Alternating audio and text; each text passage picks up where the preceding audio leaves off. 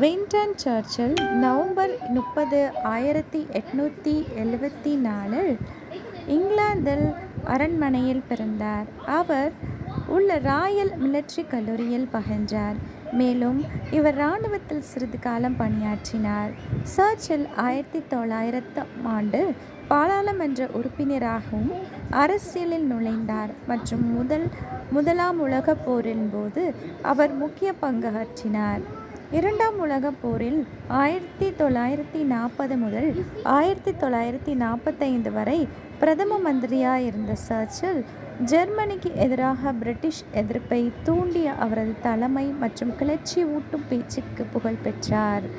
சர்ச்சில் 1951 முதல் 1955 வரை மீண்டும் பிரதமராக பணியாற்றினார் மற்றும் ஐரோப்பிய ஒற்றுமை மற்றும் இரும்புத்துறை உருவாக நிறுவனத்தில் முக்கிய பங்கு வகித்தார். சர்ச்சில் ஜனவரி 24, 1965 காலமானார்.